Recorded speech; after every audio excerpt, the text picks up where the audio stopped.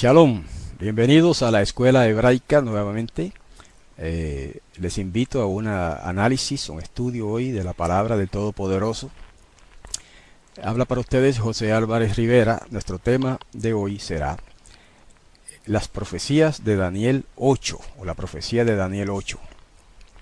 Vamos a estar considerando el capítulo 8 de Daniel, como indica el título, especialmente con relación a unas interpretaciones que hay por ahí en el mundo cristiano que se basan en Daniel 8 y que han llevado a mucha gente a creer un error con relación a la profecía de los 2300 días que se menciona en el capítulo 8 de Daniel y versículo 14. Hoy tendremos la Biblia en la mano porque necesitamos citar varios pasajes de los libros de los Macabeos, y por esa razón recomiendo a los oyentes que si no la tienen se consigan una Biblia que se llama, una versión de la Biblia que se llama Biblia de Jerusalén, especialmente la edición de Latinoamérica que se está mostrando en la pantalla. Especialmente porque tiene los libros de los Macabeos que otras ediciones de la Biblia no los tienen. Decíamos que hay una teoría o teología tal vez que dice que en el 1844, después del Mesías, comenzó el juicio investigador. Antes de eso se decía otra cosa. Cuando surge por el 1843 y 44 un movimiento cristiano dirigido por William Miller en Norteamérica, empezaron a anunciar que el Mesías vendría en el 1844. Al principio decían que sería a principio del año. Luego cambiaron y dijeron que no, que sería un poco más tarde en el otoño. Ellos se basaron, ¿en qué se basaron para fijar esa fecha? Ellos se basaron en una interpretación bastante extraviada, por cierto, pero una interpretación de Daniel 8:14 sobre la frase que dice hasta 2300 días y el santuario será purificado. Y así es como lee en la versión King James en inglés y en la versión Reina Valera en español, ¿verdad? Hay otras versiones que leen diferente y eso es lo que vamos a considerar hoy en parte. Porque el texto hebreo no dice 2300 días. Vamos a comenzar por ahí. Vamos a comenzar por ahí, porque es interesante notar, si usted busca por ejemplo la versión King James, perdón, la versión Septuaginta, ¿verdad? Que fue la primera traducción de la Biblia hecha al griego, del hebreo al griego, y fue hecha alrededor de 200 años antes del Mesías. En esa traducción de la Biblia, las ediciones que se tienen ahora, en Daniel 8:14 dice hasta... en vez de decir 2300 días, dice 2400. ¿Ok? Entonces, ¿de dónde surge esa diferencia? Hay unas ediciones yo no la tengo a la mano, pero otros escritores la han visto. Otra edición de la Septuaginta, que en lugar de decir 2300 o de decir 2400 dice 2200. Interesante. Entonces eso indica que los manuscritos más antiguos decía diferente a como dice ahora el texto masorético, ¿verdad? Ok, así que nos estamos adelantando un poquito en cuanto al análisis del versículo 14, porque esa es la base del estudio de hoy, porque esa es la base del estudio de la interpretación que pretende decir que en el 1844, ya que el Mesías no vino literalmente, lo que sucedió fue que pasó del lugar santo al lugar santísimo en el santuario celestial, ¿verdad? Y es porque ellos interpretan los 2300 días como si fueran 2300 años. Entonces ellos parten de una fecha ahí de un edicto de Artajerjes. Y partiendo de esa fecha los lleva hasta el 1844 después del Mesías. Ellos dicen entonces ahora que ahí el Mesías pasó del lugar santo al lugar santísimo en el santuario celestial. nada más lejos de la verdad, porque ese pasaje no tiene nada que ver con el cuerno pequeño del que ellos están hablando en esa profecía. Y es que están confundiendo dos cuernos pequeños diferentes, uno en Daniel 7 y otro en Daniel 8. Vamos a hacer una comparación ahora. Ya aclaramos que la versión Septuaginta más antigua decía 2200 en lugar de 2300. ¿Okay? Así que eso quiere decir entonces que no hay seguridad total en cuanto al número. Pero otras ediciones más tardías de la Septuaginta dicen 2400 días. Ok. Para continuar el hilo de ese análisis, hay que añadir que ni siquiera el texto dice 2300 días. Ok. Busque el texto hebreo y verá que ahí la palabra días no aparece. No aparece siquiera la palabra días. Lo que dice en hebreo es como lo traduce la Biblia de Jerusalén, que es una mejor traducción en cuanto a este pasaje. Y dice así: el otro respondió 2300 tardes y mañanas. Después el santuario será rehabilitado. Y si usted analiza el texto hebreo, por eso es bueno aprender un poco de hebreo. Tampoco allí dice el texto hebreo 2300 tardes y mañanas. Porque la palabra tarde y mañana, las palabras tarde y mañana en ese versículo están en singular. Ok, eso quiere decir que el texto hebreo literalmente dice hasta 2300 tarde y mañana. Hay una palabra en elipsis. Hay una palabra en elipsis ahí. Eso quiere decir que hay una palabra que debería estar ahí, pero no está, pero que se sobreentiende. Entonces algunos intérpretes dicen que la palabra en elipsis es días. Y que por lo tanto entonces el texto se debe traducir hasta 2300 días de tarde y mañana. También eso puede estar equivocado. Porque la palabra en elipsis que concuerda más con el sentido de la frase y con el cumplimiento de la profecía es la palabra sacrificio. Así que la traducción correcta, o digamos más correcta, puede que haya otras correctas, pero la traducción más correcta es ahí hasta 2300 sacrificios de tarde y mañana. ¿Ok? Porque ahí lo único que dice el texto literalmente es 2300 de tarde y mañana. No dice qué cosa.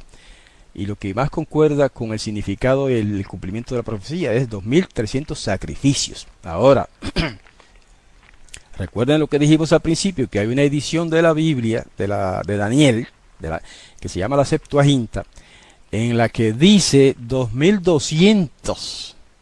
En este caso sería sacrificios de tarde y mañana. ¿Okay? Ahora, vamos a ver cómo lo traduce esta versión de la Biblia que les mencioné, la Biblia al día, que es una paráfrasis, pero es interesante ver cómo el traductor entiende ese pasaje, ¿verdad? Y lo traduce de esta manera, Daniel 8:14, en la Biblia para todos se llama. Dice: y el otro ángel contestó, hasta que hayan pasado 1150 días, que es un poco más de 3 años. Pasado ese tiempo, el templo quedará limpio. Este traductor capta muy bien el sentido de la frase hebrea, y en vez de hablar de 2300 días, dice hasta que hayan pasado 1150 días. ¿Y por qué ese traductor vierte eso así? 1150 días.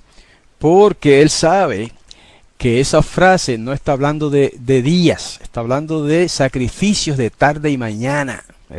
Y aunque no lo diga así en la paráfrasis, lo implica, porque al decir que hayan pasado 1150 días, está dando la mitad, está dando una cifra que es la mitad de la otra cifra, que son 2300 días. En otras palabras, si lo que han de pasar son 2300 sacrificios de tarde y mañana, entonces es cuestión de matemática. Sencillo. 2.300 sacrificios de tarde y mañana son simplemente 1.150 días.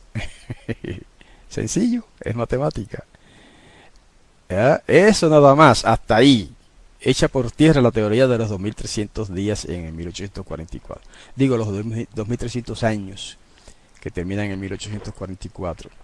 Pero además de eso, hay otra cosa. Y es que si tomamos como base la edición de la versión Septuaginta, que en lugar de 2.300 dice 2.200, todavía cuadra mejor con el cumplimiento que vamos a ver en la historia de los macabeos. Porque la mitad de 2.200, ¿verdad? ¿Son cuánto? ¿Ok? Son 1.100. ¿Verdad? Lo que habría de transcurrir relativo a esta profecía son 1.100 días. 1.100 días. Que son aproximadamente 3 años y medio. Aproximadamente, ¿verdad? Alright. Ahora vamos a ver. Vamos a entrar ahora en sí, habiendo hecho esas aclaraciones, al estudio del capítulo 8 de Daniel. Pero es muy importante que los estudiantes capten esto que acabamos de explicar, porque es el fundamento para entender correctamente la profecía de Daniel capítulo 8. Bueno, antes de seguir, ya aclaramos lo de los 2.200, ¿verdad? 2.300, que debería ser 2.200. Aun cuando fuera 2.300, todavía se puede demostrar que no cuadra la interpretación de los 2.300 años que culminan en 1844. Pero teniendo esa data de que en la versión Septuaginta antigua dice 2.200, entonces pues es más claro todavía el asunto. Vamos a ver, y habiendo aclarado también que ahí hay una elipsis en ese versículo y que la traducción correcta es 2.200 sacrificios de tarde y mañana, lo cual suma 1.100 días. Habiendo aclarado eso y que eso se pone como el límite de tiempo que duraría la contaminación del santuario antes de que fuera rectificado o rehabilitado o purificado, ¿verdad? Entonces vamos a hacer la otra comparación importante, y es que está hablando aquí de un cuerno pequeño. Ese es el personaje central de toda esta profecía, es el cuerno pequeño. Entonces los intérpretes a los cuales hemos hecho referencia confunden este cuerno pequeño con el cuerno pequeño de Daniel 7. Ellos piensan que es el mismo cuerno pequeño, cuando son dos cuernos pequeños diferentes, que surgen de dos bestias diferentes. Para comenzar, vamos a decir que Daniel 7 habla de el año 556 antes del Mesías, ¿verdad? Porque fíjense que Daniel 7:1 dice: en el año primero de Belsasar, rey de Babilonia, tuve un sueño, etcétera, etcétera. Y ahí está la profecía de Daniel 7, ¿verdad? El primer año de Belsasar es el año 556 antes del Mesías. Mientras que el capítulo 8 dice el año tercero del reinado del rey Belsasar. Ajá. Entonces la profecía de Daniel 7 se dio en el 556 y la profecía de Daniel 8 se da en el 550.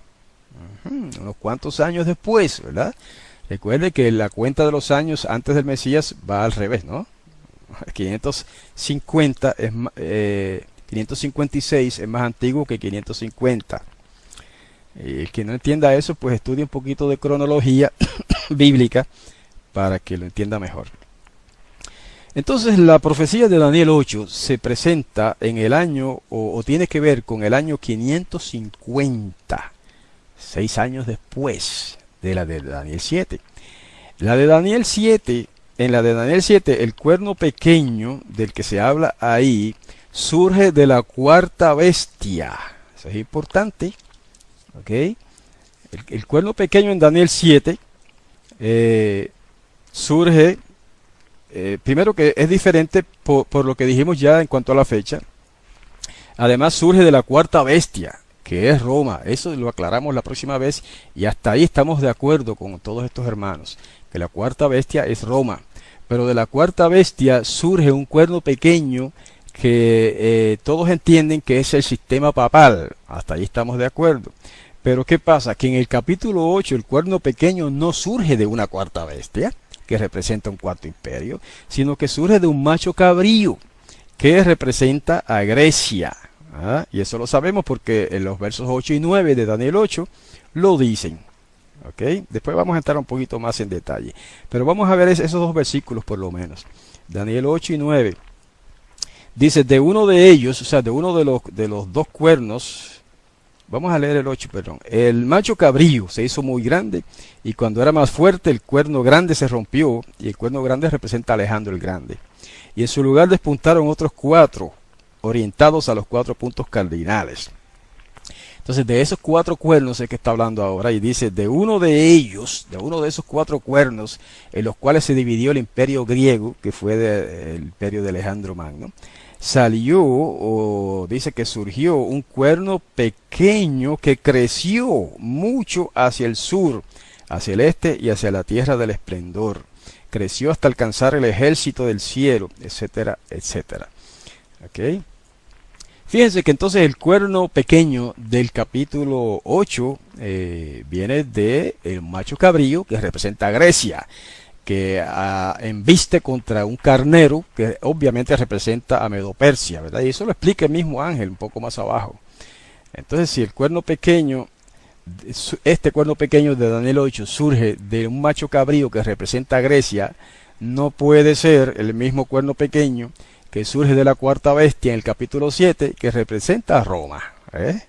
Es totalmente incompatible esa interpretación. El cuerno pequeño del capítulo 7 permanece pequeño. No se dice que ese cuerno crece. En la visión de Daniel 7, el cuerno pequeño permanece pequeño, mientras que el cuerno pequeño del capítulo 8 dice ahí que crece y que se hace grande. Eso está en el verso 10. Okay. Por eso yo les dije que debían estudiar el capítulo 8 con anterioridad para no tener que leerlo todo hoy. Okay. En el capítulo 7 el cuerno pequeño viene o surge de entre 10 cuernos. Eso está en el verso 8 del capítulo 7. El cuerno pequeño de Daniel 7 surge de entre 10 cuernos que representan 10 reyes. Y está bien que ese sea el sistema papal.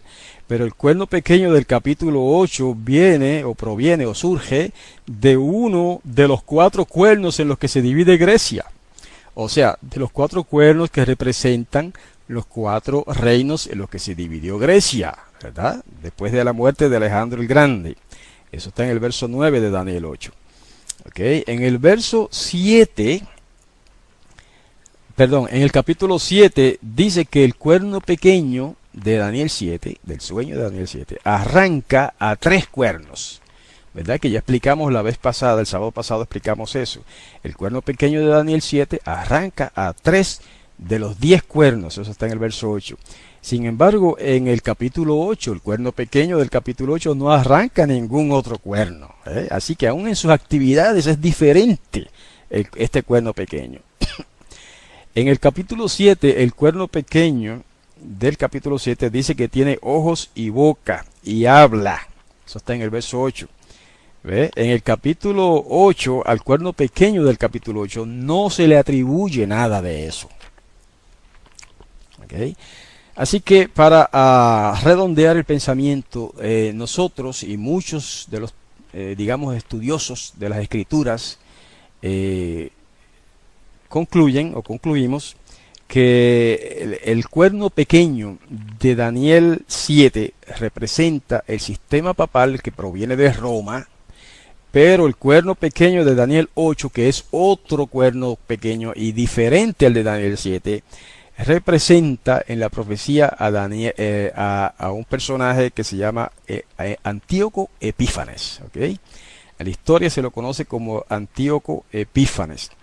Y ahora vamos a hacer un análisis del capítulo poco a poco, ¿okay? Poco a poco, leyendo algunos versículos de Daniel 8 y también algunos versículos de Primera de Macabeos, para que ustedes vean cómo se va cumpliendo toda esta profecía, ¿verdad? Todo este simbolismo de Daniel 8. Muy bien, vamos a poner la Biblia acá en la mesa para mayor facilidad. Y vamos a ver primero Daniel capítulo 8 y versos 5 al 8. Dice: estaba todavía reflexionando cuando vi un macho cabrío que venía de occidente, recorriendo toda la tierra sin tocar el suelo. El macho cabrío tenía un cuerno magnífico entre los ojos.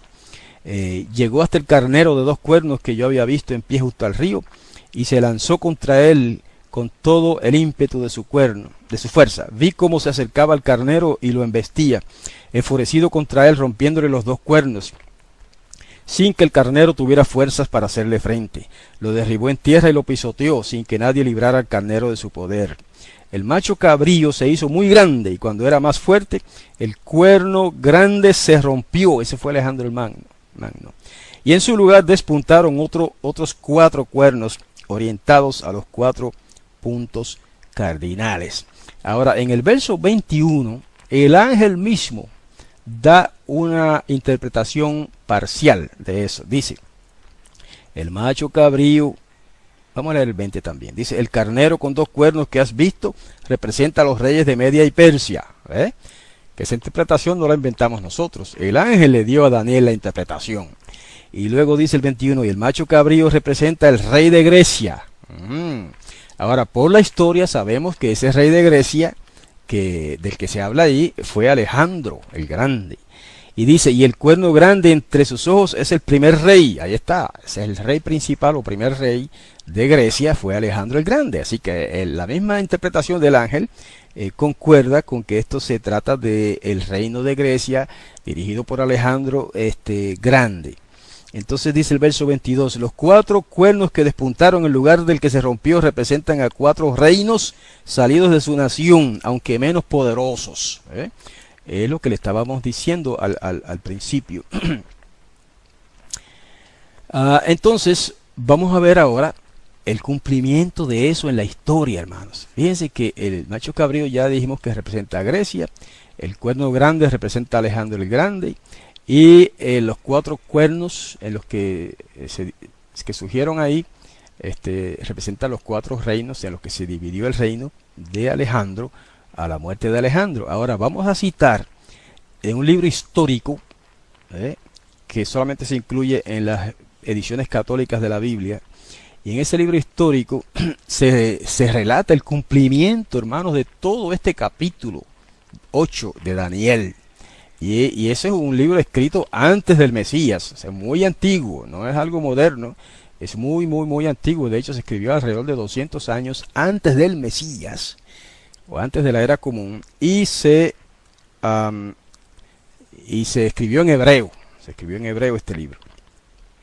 Muy bien, entonces voy a leer algunos versículos de este libro. Dice, Primera Macabeos 1 al 4, dice: Alejandro de Macedonia, hijo de Filipo, partió del país de los queteos, derrotó a Darío, rey de los persas y los medos, y reinó en su lugar, empezando por la Hélada. Suscitó muchas guerras, se apoderó de plazas fuertes y dio muerte a reyes de la tierra. Avanzó hasta los confines del mundo y se hizo con el botín de multitud de pueblos. La tierra enmudeció ante él y su corazón se ensoberbeció y se llenó de orgullo. Reunió un ejército potentísimo y ejerció el mando sobre tierras, pueblos y príncipes que le pagaban tributo. ¿Okay? Eso está en la página 621 de la Biblia de Jerusalén. Ahora, la profecía en el verso 22 de Daniel 8, ¿verdad? Ya la leímos. Dice que los 4 cuernos que despuntaron en lugar del cuerno que se rompió representan 4 reinos. Muy bien, vamos a ver eso. En 1 Macabeos 1, 7 al 9, dice así: Alejandro murió tras 12 años de reinado. Sus generales entraron en posesión del poder, cada uno en su región. A su muerte, todos ellos se ciñeron la diadema, y sus hijos después de ellos durante largos años, y multiplicaron los males sobre la tierra. Así que ahí se registra en la historia escrita después de Daniel, pero antes del Mesías, el surgimiento de esos 4 reinos representados por los 4 cuernos del macho cabrío. Ahora, en el capítulo 8 de Daniel, verso 8, dice: El macho cabrío se hizo muy grande, ya lo habíamos leído, pero vamos a repasar. Y cuando era más fuerte, el cuerno grande se rompió y en su lugar despuntaron otros 4 orientados a los 4 puntos cardinales. Ok, ahora en versículo 23, dice en Daniel 8, 23, okay, dice, y al final de sus reinados, o sea, del reinado de estos 4 reyes representados por los 4 cuernos, y al final de sus reinados repletos de crímenes surgirá un rey insolente y embaucador. Ese es el cuerno pequeño del que habla en la profecía de Daniel. ¿Y cómo vemos el cumplimiento de eso en la historia? Mírelo aquí, Primera de Macabeos, capítulo 1, versos 10 y 11. Dice, después, o sea, después de que se dividió el reino de Alejandro en esos 4 reinos pequeños, dice, después surgió un renuevo pecador, Antíoco Epífanes, hijo del rey Antíoco, que había estado como rehén en Roma. Okay, así que ahí está. Y dice que subió al trono el año 137 del imperio de los griegos. Quiere decir que el cuerno pequeño, todo este drama del cuerno pequeño de Daniel 8 se desarrolla durante el reino de los griegos. No tiene nada que ver con el imperio romano. Por lo tanto, no puede tener nada que ver con el sistema papal del imperio romano, como interpretan otros. Ahora, hay algo más. Dice que el cuerno pequeño es un rey insolente, ¿verdad? Ya leímos incluso el cumplimiento de eso. Ahora, en el capítulo 8, verso 10 de Daniel, repasando otra vez, 8:10, dice, creció hasta alcanzar el ejército del cielo. Ajá. ¿Y cómo es que ese cuerno pequeño alcanza el ejército del cielo? Ahí es donde estos hermanos interpretan que se refiere a los ángeles, como si el ejército del cielo se refiriera a los ángeles. Nada que ver. El ejército del cielo se refiere a los príncipes de Israel, y lo vamos a ver ahora. Pero hay otro versículo en Daniel 8 que tenemos que leer relativo a esto. Dice el verso 24, dice, aumentará su poder, será un destructor portentoso y triunfará en sus empresas, destruirá poderosos y al pueblo de los santos. Esa es la interpretación del ángel, o sea, no es nuestra interpretación. El ángel está interpretando que el ejército del cielo es el pueblo de los santos. Interesante. Los que no captan estos detalles de la profecía, entonces la entienden de manera tergiversada y por lo tanto la aplican a cosas futuras que no tienen nada que ver con esta profecía. Porque cuando usted analiza y compara estos dos versículos, el verso 10 de Daniel 8, que dice que el cuerno pequeño creció hasta alcanzar el ejército del cielo, la explicación del ángel, no la nuestra, dice que eso se refiere al pueblo de los santos. En el verso 24 está eso. Ahora vamos a ver el cumplimiento de eso en segunda de Macabeos, capítulo 9 y verso 10. Dice, capítulo 9 y verso 10, dice, al que poco antes creía tocar los astros del cielo, nadie podía ahora llevarlo por la insoportable repugnancia del hedor. Ahí nos estamos adelantando un poco, ¿verdad?, en el cumplimiento de esta profecía que se refiere a Antíoco Epífanes, pero que aquí en este relato histórico entienden la profecía de Daniel como que se refería al ejército de Israel, o sea, al pueblo de Israel, al pueblo de Judá más bien, porque aquí dice que creía tocar los astros del cielo, y el ángel mismo dio la explicación de que esa frase de los astros o las estrellas del cielo se refiere al pueblo de los santos. ¿Okay? Fíjense qué interesante, cómo el mismo ángel interpreta la profecía, el detalle ese profético de que el cuerno pequeño se levantaría contra el ejército del cielo, y el mismo ángel interpreta que se refiere al pueblo de los santos, al pueblo de Judá en este caso, ¿verdad? Ahora, hay más. En capítulo 8, verso 11, especialmente la primera parte. Dice, llegó incluso hasta el jefe del ejército, suprimió el sacrificio perpetuo y socavó los cimientos de su santuario. Pero vamos a considerar solamente la primera frase. Dice que llegó hasta el jefe del ejército. Y entonces ahí los hermanos que lo interpretan diferente dicen que ese jefe del ejército tiene que ser el Mesías. ¿Ok? Vamos a ver. En segunda de Macabeos, capítulo 4, y versos 34 y 35, dice, por eso Menelao, a solas con Andrónico, lo incitaba a matar a Onías. ¿Ok? Y confiando en la astucia, estrechándole la mano y dándole la diestra con juramento, persuadió a Onías, aunque a este no le faltaban sospechas, a salir de su refugio, e inmediatamente le dio muerte sin respeto alguno a la justicia. Por este motivo, no solo los judíos, sino también muchos de las demás naciones se indignaron y se irritaron por el injusto asesinato de aquel hombre. Ok, esta profecía de que el cuerno pequeño se levantaría contra el jefe del ejército no tiene nada que ver con el Mesías, hermanos. Eso se cumplió cuando este rey impío tramó la muerte del sumo sacerdote Onías. Y el sumo sacerdote Onías era el jefe del ejército en ese momento. Porque recuerden que el ejército está hablando del ejército de las estrellas, ¿verdad? En el simbolismo de la profecía. Cuando habla de las estrellas del cielo, ese es el pueblo de Judá. Y el jefe del ejército, por lo tanto, es entonces el sumo sacerdote, que es el jefe de Judá. Y en ese tiempo del que está hablando la profecía, el jefe del ejército, el jefe de Israel, el jefe, digamos, principal de Judá, era el sacerdote Onías. Y este rey impío, Antíoco Epífanes, incluso tramó contra el sumo sacerdote Onías y le dieron muerte. ¿Ok? Lo asesinaron. Ese es el cumplimiento de ese fragmento de esa profecía. El príncipe del ejército es el sacerdote Onías, hermano. Eso no tiene nada que ver con el Mesías Yahshua. Porque los que lo interpretan de otra manera dicen que el cuerno pequeño, el hecho de que el cuerno pequeño atentó contra el jefe del ejército supremo, el jefe supremo del ejército, que se refiere que el papado atentó contra la intercesión del Mesías en el cielo, ¿verdad?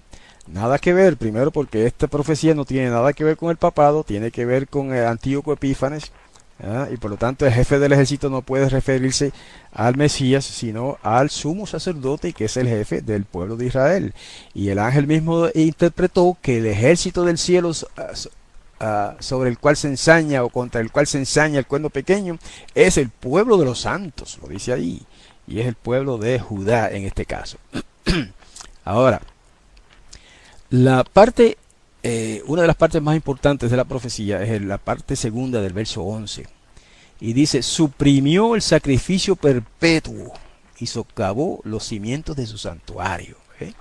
Entonces estos hermanos interpretan que eso se refiere a la eliminación que hizo el sistema papal del sacrificio del Mesías, sustituyéndolo por el sacrificio de la misa. Una interpretación totalmente extraña al pasaje. Esto no tiene nada que ver. Esto se cumplió literalmente con las acciones de Antíoco Epífanes, y lo vamos a ver ahora. Ok. Dice, le entregaron el ejército en lugar del sacrificio, instauró la iniquidad y tiró por tierra la verdad, y en todo cuanto emprendió tuvo éxito. Vamos a leer Primera de Macabeos 1. Okay. Son dos libros de Macabeos. Vamos a leer ahora Primera de Macabeos 1, capítulo 1, verso. Y vamos a leer del verso 41 al 47. Dice así. El rey, refiriéndose otra vez a Antíoco Epífanes, dice, el rey publicó un edicto en todo su reino, ordenando que todos formaran un único pueblo y abandonara cada uno sus peculiares costumbres. Los paganos acataron todos el edicto real, y muchos israelitas aceptaron su culto, sacrificaron a los ídolos y profanaron el sábado. También en Jerusalén y a las ciudades de Judá hizo el rey llegar por medio de mensajeros el edicto que ordenaba seguir costumbres extrañas al país. Debían suprimir en el santuario holocaustos, sacrificios y libaciones, profanar sábados y fiestas, ahí está, mancillar el santuario y lo santo, levantar altares, recintos sagrados y templos idolátricos, sacrificar cerdos y animales impuros. Ahí está la contaminación del santuario de la que hablaba Daniel en el capítulo 8. Se cumple al pie de la letra cuando este hombre suprime el sacrificio del santuario, porque recuerden que el verso 11 de Daniel 8 dice que suprimió el sacrificio perpetuo. Eso tuvo un cumplimiento literal, hermanos. Antíoco Epífanes suprimió el sacrificio perpetuo. ¿Qué es el sacrificio perpetuo? El sacrificio perpetuo era el que se hacía en el santuario, en el templo de Israel, de Israel, todos los días, 2 veces al día. Se hacía por la mañana y por la tarde. Por eso es que se habla en el verso 14 de un número de sacrificios de tarde y mañana. No está hablando de días específicamente. Cuando dice el número 2200, no está hablando de 2200 días, sino 2200 sacrificios de tarde y mañana. Eso era lo que suprimiría el cuerno pequeño. Y aquí vemos ahora que Antíoco Epífanes lo primero que hace es suprimir en el santuario los holocaustos y sacrificios y libaciones, además de profanar los sábados y fiestas, y de mandar sacrificar cerdos, ¿verdad? Puercos, chanchos y otros animales inmundos. Ok, ahora la última parte del verso 11 dice así: y socavó los cimientos de su santuario. En otras versiones dice y echó por tierra el santuario, ¿verdad? No quiere decir necesariamente que derrumbó el santuario, sino que socavó sus cimientos, ¿okay? Que lo profanó. Y dice, y tiró por tierra la verdad, etcétera, etcétera. Ahora vamos a ver cómo se cumple eso en Primera de Macabeos. Otra vez capítulo 1 y versos 54, verso 54. Perdón, verso 21 primero. Dice así, verso 21. Entró con insolencia en el santuario, hablando otra vez de Antíoco Epífanes, y se llevó el altar de oro, el candelabro de la luz con todos sus accesorios. Ese es el verso 21. Vamos a leer ahora el 38 para abreviar. Dice, por ello los habitantes de Jerusalén huyeron. Vino a ser ella, Jerusalén, habitación de extraños, extraña para los que en ella nacieron, pues sus hijos la abandonaron.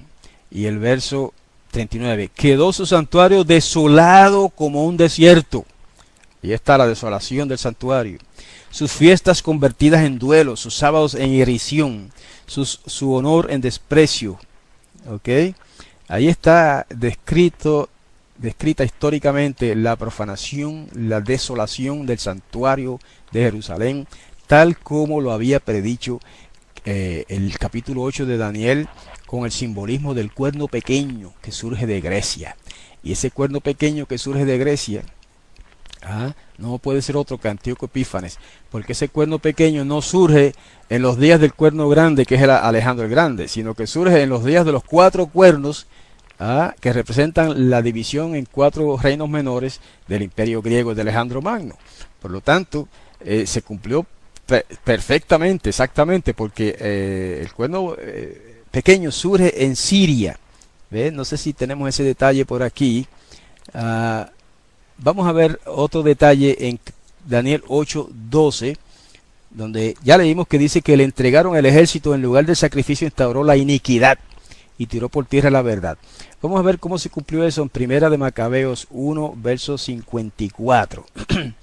Dice, el día 15 del mes de Quisleu, del año 145, levantó el rey Antíoco sobre el altar de los holocaustos la abominación de la desolación. Discúlpenme.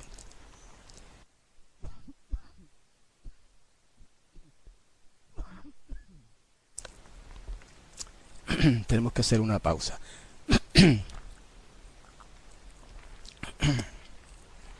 Fíjense, el día 15 del mes de Kislev del año 145, levantó el rey sobre el altar de los holocaustos la abominación de la desolación. También construyeron altares en las ciudades de alrededor de Judá. ¿Se acuerdan que dijimos ahorita que Alejandro mandó sacrificar cerdos en el altar de Yahweh? Y la profecía simbólica de Daniel 8 dice que en lugar de sacrificio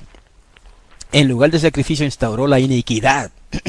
Entonces la iniquidad que instauró Antíoco Epífanes, que en el libro incluso de los Macabeos lo llama la abominación de la desolación o la abominación desoladora, fue una imagen de Zeus o de Júpiter, como dicen ¿cómo se llama? En latín, ¿verdad?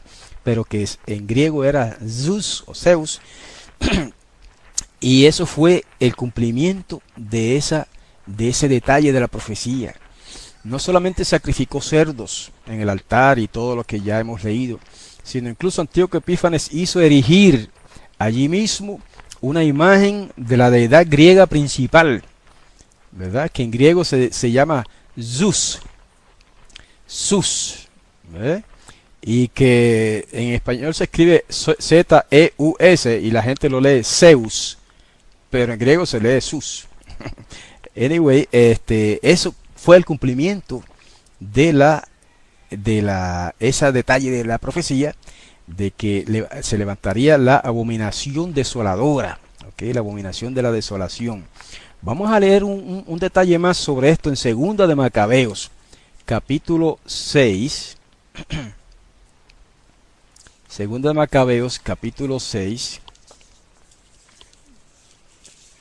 Ok, y verso 1. Vamos a leer 1 y 2. Dice, poco tiempo después, el rey, todavía refiriéndose a Antíoco Epífanes, el rey envió al ateniense Geronta para obligar a los judíos a que desertaran de las leyes de sus padres y a que dejaran de vivir según las leyes de su Elohim, de su Dios. Y además para contaminar el templo de Jerusalén, dedicándolo a Zeus olímpico, y el de Garizim a Zeus hospitalario, como lo habían pedido los habitantes del lugar. Ahí está. Ahí está dicho claramente. Antíoco Epífanes hizo erigir una imagen de Zeus olímpico en el templo de Jerusalén, y otra imagen de Zeus también en otro lugar, en el templo de Garizim. Ahora, si usted lee este versículo que acabo de leer en una versión católica de la Biblia que se llama Biblia de Latinoamérica, va a encontrar algo interesante. Va a encontrar que allí la palabra Zeus o Zeus no se vierte así en español, sino que se vierte como Dios. Y dice así. En esa versión dice que dejaran, y además para contaminar el templo de Jerusalén, dedicándolo a Dios olímpico, dice esa versión, y el de Garizim a Dios hospitalario. Y no está lejos de la verdad cuando esa versión católica traduce Zeus como Dios, porque así es como dice en el griego. ¿Okay?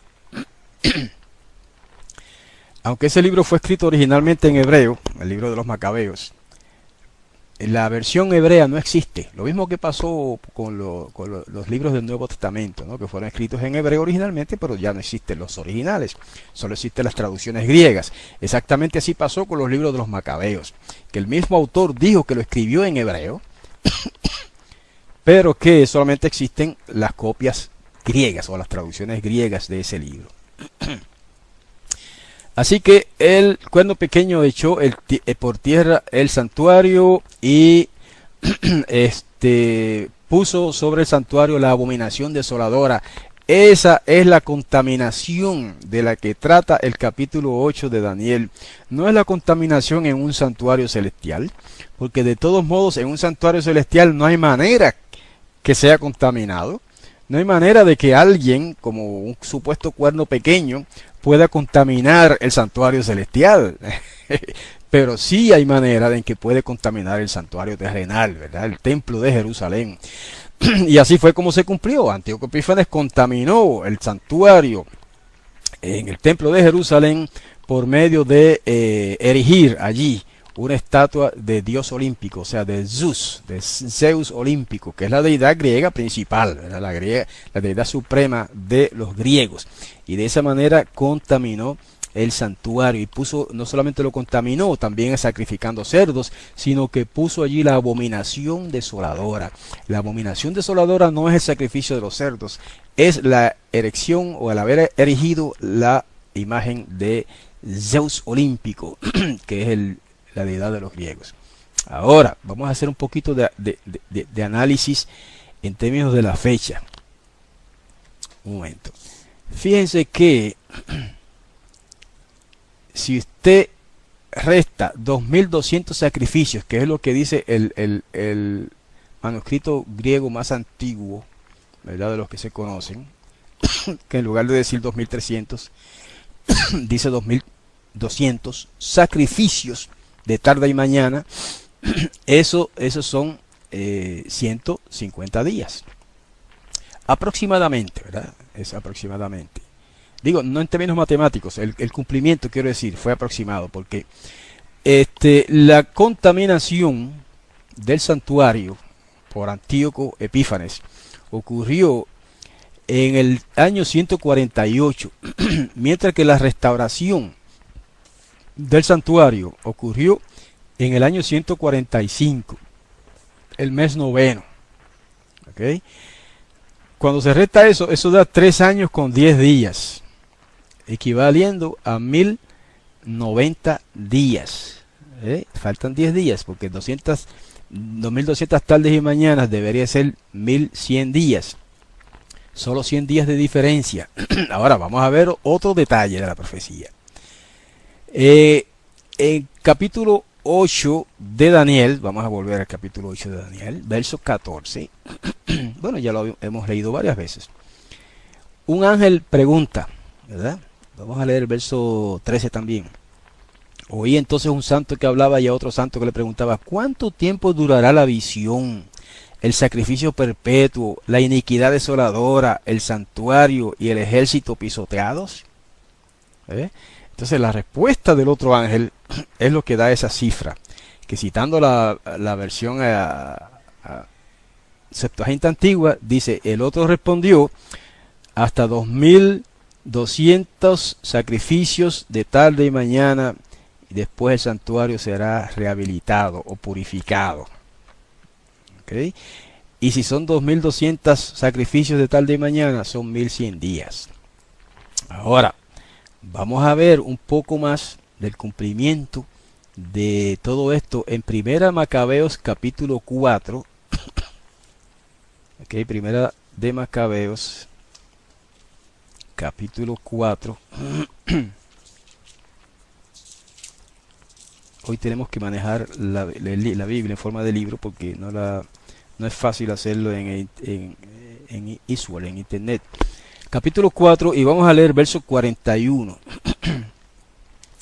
Dice: Judas Macabeo dio orden a los hombres de combatir a los de la ciudadela hasta terminar la purificación del lugar santo. Fíjense que hasta usa la misma palabra, hasta 2200 sacrificios de tarde y mañana, y entonces el santuario será purificado, decía la profecía. Y ahora dice el libro histórico que se dio eso hasta la terminación de la purificación del lugar santo. Vamos a ver el verso 47. Dice: tomaron luego piedras sin labrar, como prescribe la ley, la Torá, y construyeron un nuevo altar como el anterior. Repararon el lugar santo y el interior del templo y santificaron los atrios. Hicieron nuevos objetos sagrados y colocaron dentro del templo el candelabro, el altar del incienso y la mesa. Quemaron incienso sobre el altar y encendieron las lámparas del candelabro que lucieron en el templo.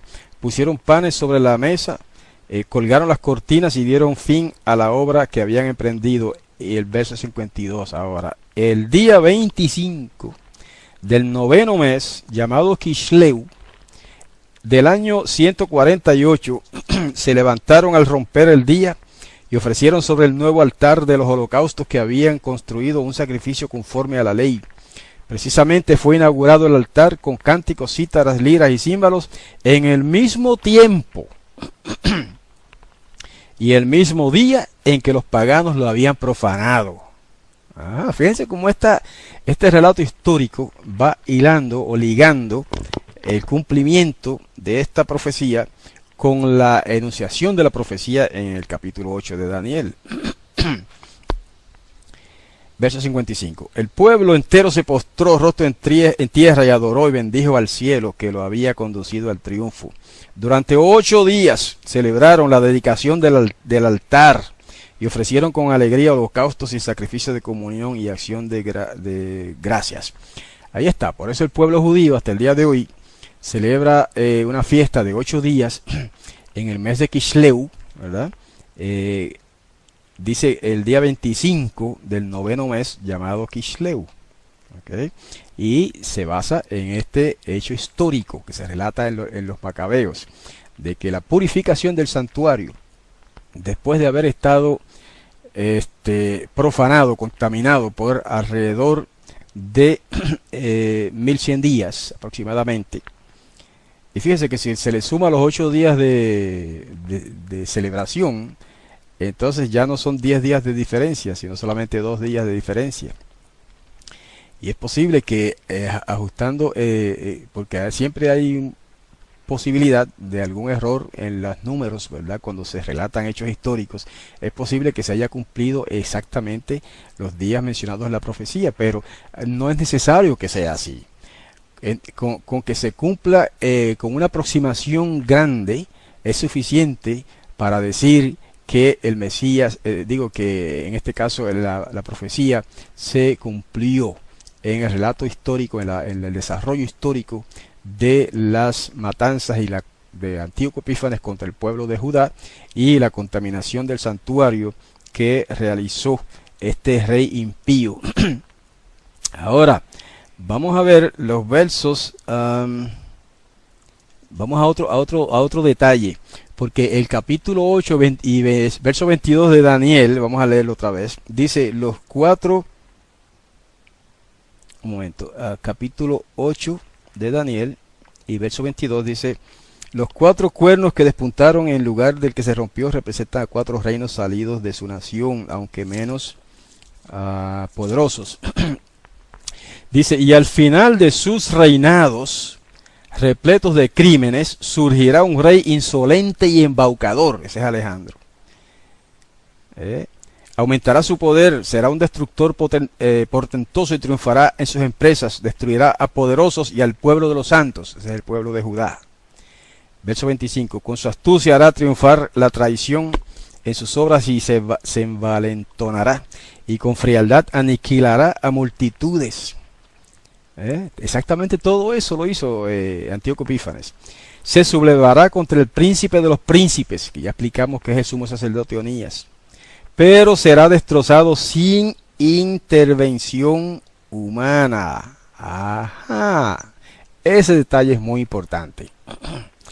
Si Antíoco Epífanes murió de muerte natural o alguien lo mató, entonces esta profecía no se refiere a él.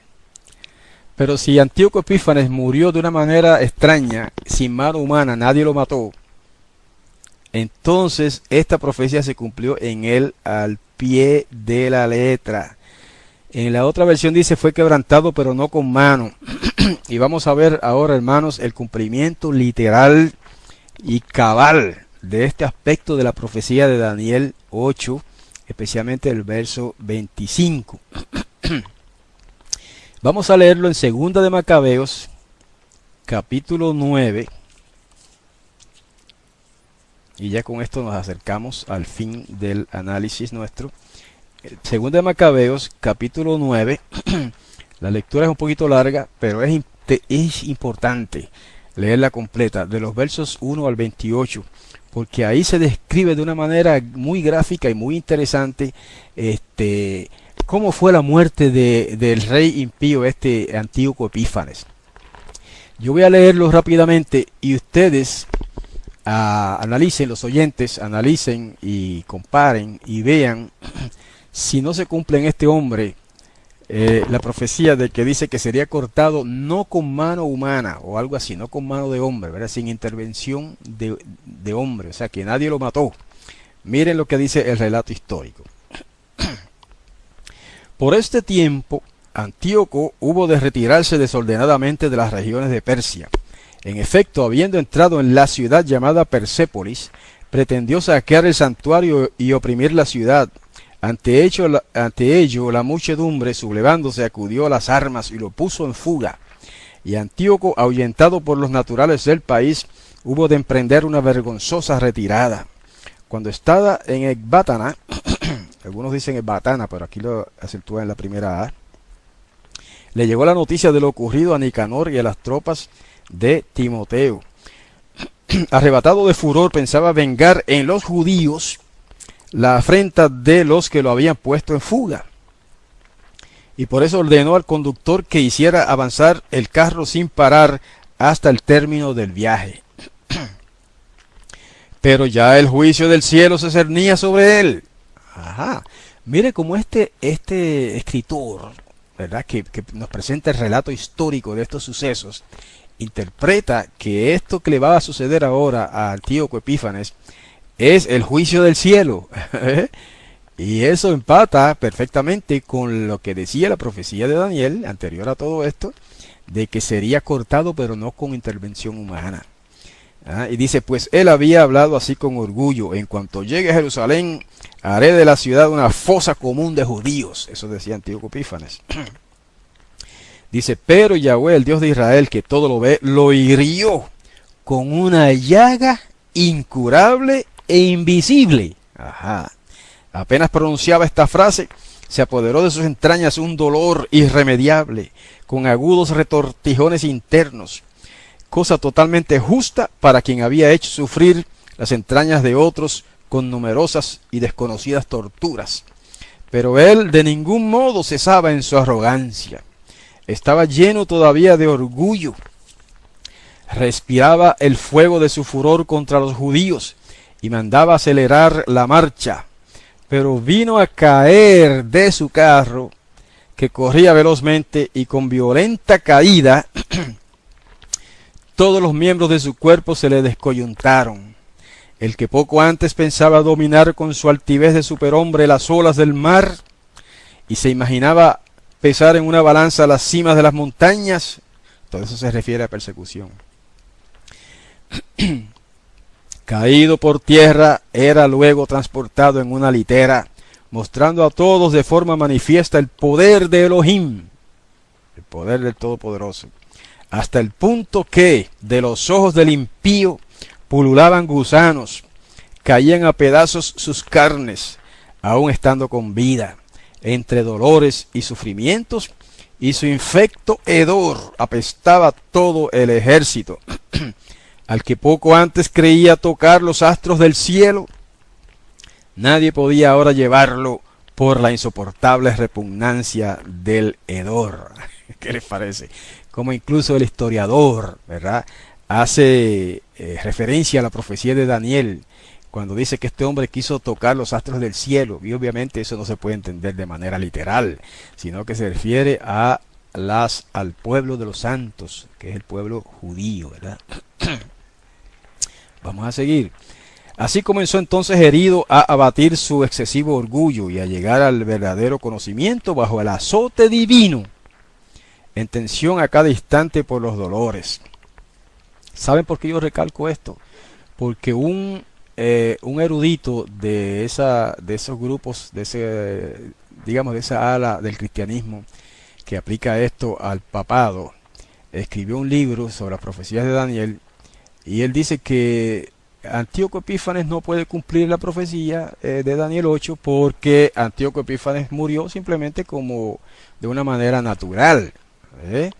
Y entonces a raíz de eso yo escribí este bosquejo, preparé este bosquejo más bien, para hacer ese estudio. Este estudio lo he presentado ante muchos otros hermanos de esas congregaciones, incluso algunos pastores, y ellos no tienen explicación para esto, excepto de que, bueno, ellos lo ven de la otra manera.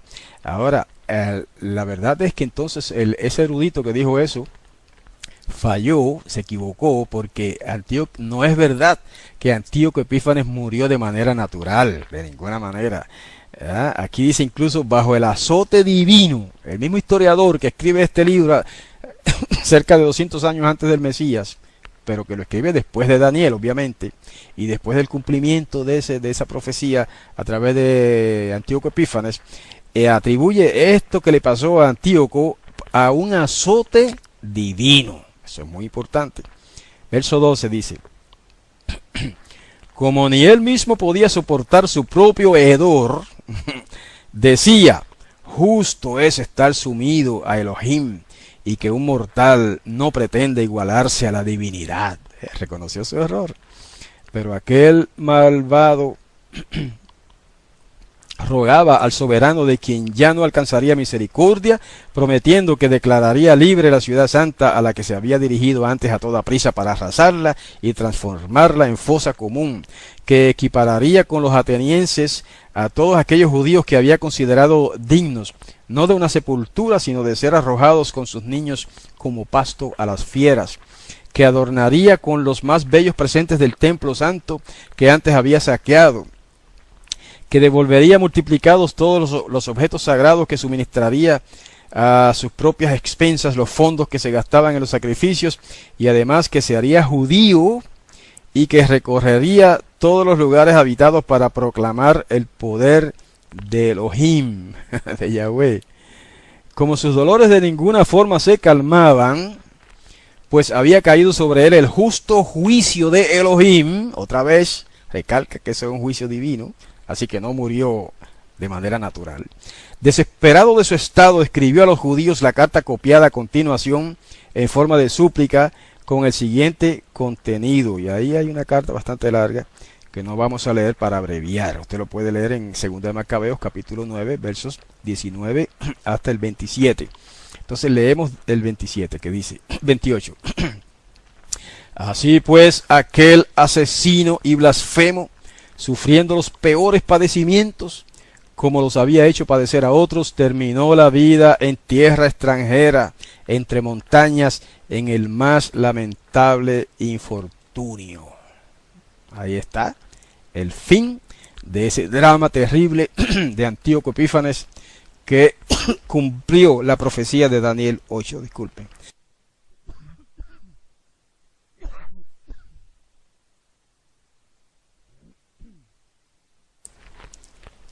Y a propósito de esa fiesta que se acerca o mejor dicho, que pasó, de Hanukkah, ¿verdad? Los últimos versículos del capítulo 10 dice lo siguiente: el mismo día en que el templo había sido profanado por los extranjeros, es decir, el 25 del mismo mes, que es Kisleu, tuvo lugar la purificación del templo. Ahí está. Lo celebraron con alegría durante 8 días, como en la fiesta de las tiendas, recordando cómo poco tiempo antes, por la fiesta de las tiendas, estaban cobijados como fieras en montañas y cavernas. Por eso, llevando tirsos, ramas hermosas y palmas, entonaban himnos para aquel que había llevado a buen término la purificación de su lugar. Por público decreto y voto prescribieron que toda la nación de los judíos celebrara anualmente aquellos mismos días. ¿Ok? Entonces, por eso es que se celebra la fiesta de Hanukkah, que conmemora esa purificación del santuario terrenal. Nada que ver con el santuario celestial. Así que, basados en este análisis, podemos nosotros concluir que la otra interpretación de que los 2300 días, cualquiera que sea la cifra, ¿verdad? Sea 2300, 2200 o 2400, cualquiera que sea la cifra, no tiene nada que ver con el sistema papal, que estuvo representado en la profecía de Daniel 7 por el cuerno pequeño de la cuarta bestia. Este cuerno pequeño de Daniel 8 no surge de la cuarta bestia, que es Roma. Obviamente la cuarta bestia es Roma, pero el macho cabrío del cual surge el cuerno pequeño es Grecia, y eso lo dice el mismo ángel, lo interpreta el ángel mismo. Entonces no se puede evadir el hecho de que son dos cuernos pequeños diferentes. Incluso se los describe de manera diferente. ¿Ok? Si quedara algún detalle de esta profecía y del cumplimiento que no está quizás claro, o que algunos no lo entiendan, pues con mucho gusto en alguna otra ocasión podríamos aclararlo o podríamos explicarlo con más amplitud o con más detalle. Por ahora llegamos al final de nuestro tema de hoy y nos vamos a despedir de nuestros oídos. Literalmente lo que sucedió fue que pasó del lugar santo al lugar santísimo en el santuario celestial, ¿verdad? Y es porque ellos interpretan los 2300 días como si fueran 2300 años. Entonces ellos parten de una fecha ahí de un edicto de Artajerjes. Partiendo de esa fecha los lleva hasta el 1844 después del Mesías. Y dicen entonces ahora que ahí el Mesías pasó del lugar santo al lugar santísimo en el santuario celestial. Nada más lejos de la verdad, porque ese pasaje no tiene nada que ver con el cuerno pequeño del que ellos están hablando en esa profecía. Y es que están confundiendo dos cuernos pequeños diferentes, uno en Daniel 7 y otro en Daniel 8. Vamos a hacer una comparación ahora. Ya aclaramos que la versión Septuaginta más antigua decía 2200 en lugar de 2300. ¿Okay? Así que eso quiere decir entonces que no hay seguridad total en cuanto al número. Pero otras ediciones más tardías de la Septuaginta dicen 2400 días. Ok. Para continuar el hilo de ese análisis, hay que añadir que ni siquiera el texto dice 2300 días. Ok. Busque el texto hebreo y verá que ahí la palabra días no aparece. No aparece siquiera la palabra días. Lo que dice en hebreo es como lo traduce la Biblia de Jerusalén, que es una mejor traducción en cuanto a este pasaje. Y dice así: el otro respondió 2300 tardes y mañanas. Después el santuario será rehabilitado. Y si usted analiza el texto hebreo, por eso es bueno aprender un poco de hebreo. Tampoco allí dice el texto hebreo 2300 tardes y mañanas. Porque la palabra tarde y mañana, las palabras tarde y mañana en ese versículo están en signo. Capta muy bien el sentido de la frase hebrea. Y en vez de hablar de 2300 días, dice hasta que hayan pasado 1150 días. Ajá. ¿Y por qué ese traductor vierte eso así? 1150 días. Porque él sabe que esa frase no está hablando de días, está hablando de sacrificios de tarde y mañana. Y aunque no lo diga así en la paráfrasis, lo implica, porque al decir que hayan pasado 1150 días, está dando la mitad, está dando una cifra que es la mitad de la otra cifra que son 2300 días. En otras palabras, si lo que han de pasar son 2300 sacrificios de tarde y mañana, entonces es cuestión de matemática. Sencillo. 2300 sacrificios de tarde y mañana son simplemente 1150 días. Sencillo, es matemática. ¿Ya? Eso nada más, hasta ahí. Echa por tierra la teoría de los 2300 días en el 1844. Digo, los 2300 años que terminan en 1844. Pero además de eso, hay otra cosa. Y es que si tomamos como base la edición de la versión Septuaginta, que en lugar de 2300 dice 2200, todavía cuadra mejor con el cumplimiento que vamos a ver en la historia de los macabeos. Porque la mitad de 2200... ¿verdad? ¿Son cuántos? ¿Ok? Son 1100. Lo que habría de transcurrir relativo a esta profecía son 1100 días. 1100 días, que son aproximadamente 3 años y medio, aproximadamente, ¿verdad? Alright, ahora vamos a ver, vamos a entrar ahora en sí, habiendo hecho esas aclaraciones, al estudio de Shalom. Bienvenidos a la escuela hebraica nuevamente. Les invito a un análisis, un estudio hoy de la palabra del Todopoderoso. Habla para ustedes José Álvarez Rivera. Nuestro tema de hoy será las profecías de Daniel 8, o la profecía de Daniel 8. Vamos a estar considerando el capítulo 8 de Daniel, como indica el título, especialmente con relación a unas interpretaciones que hay por ahí en el mundo cristiano que se basan en Daniel 8 y que han llevado a mucha gente a creer un error con relación a la profecía de los 2300 días que se menciona en el capítulo 8 de Daniel y versículo 14. Hoy tendremos la Biblia en la mano porque necesitamos citar varios pasajes de los libros de los Macabeos, y por esa razón recomiendo a los oyentes que si no la tienen se consigan una Biblia que se llama, una versión de la Biblia que se llama Biblia de Jerusalén, especialmente la edición de Latinoamérica que se está mostrando en la pantalla. Especialmente porque tiene los libros de los Macabeos que otras ediciones de la Biblia no los tienen.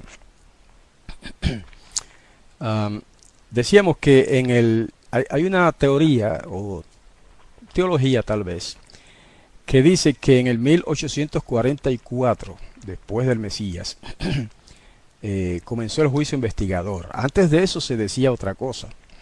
Cuando surge por el 1843 y 44, un movimiento cristiano dirigido por William Miller en Norteamérica, empezaron a anunciar que el Mesías vendría en el 1844. Al principio decían que sería a principio del año, luego cambiaron y dijeron que no, que sería un poco más tarde en el otoño.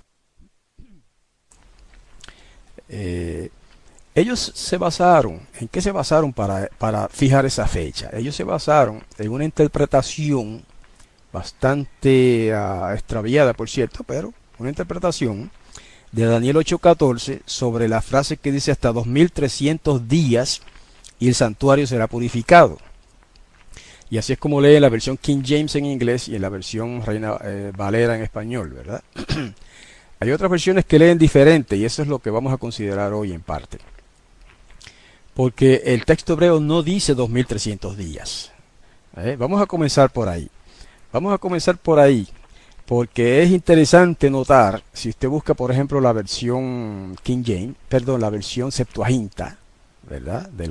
Que fue la primera traducción de la Biblia hecha al griego, del hebreo al griego, y fue hecha alrededor de 200 años antes del Mesías. En esa traducción de la Biblia, las ediciones que se tienen ahora, en Daniel 8:14 dice hasta, en vez de decir 2300 días, dice 4000, perdón, 2400. ¿Ok? Entonces, ¿de dónde surge esa diferencia? Hay unas ediciones yo no la tengo a la mano, pero otros escritores la han visto. Otra edición de la Septuaginta, que en lugar de decir 2300 o de decir 2400, dice 2200. Interesante. Entonces eso indica que los manuscritos más antiguos decía diferente a como dice ahora el texto masorético, ¿verdad? Ok, así que nos estamos adelantando un poquito en cuanto al análisis del versículo 14, porque esa es la base del estudio de hoy, porque esa es la base del estudio de la interpretación que pretende decir que en el 1844, ya que el Mesías no regular, ok, Ok, eso quiere decir que el texto hebreo literalmente dice hasta 2300 tarde y mañana. Hay una palabra en elipsis. Hay una palabra en elipsis ahí. Eso quiere decir que hay una palabra que debería estar ahí, pero no está, pero que se os sobreentiende. Entonces algunos intérpretes dicen que la palabra en elipsis es días. ¿Eh? Y que por lo tanto entonces el texto se debe traducir hasta 2300 días de tarde y mañana. También eso puede estar equivocado. Porque la palabra en elipsis que concuerda más con el sentido de la frase y con el cumplimiento de la profecía es la palabra sacrificio. Así que la traducción correcta, o digamos más correcta, puede que haya otras correctas, pero la traducción más correcta es ahí hasta 2300 sacrificios de tarde y mañana. ¿Ok? Porque ahí lo único que dice el texto literalmente es 2300 de tarde y mañana. No dice qué cosa.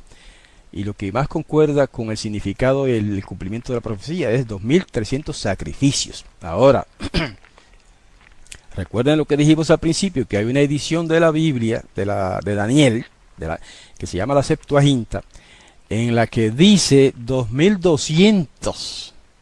En este caso sería sacrificios de tarde y mañana. ¿Okay?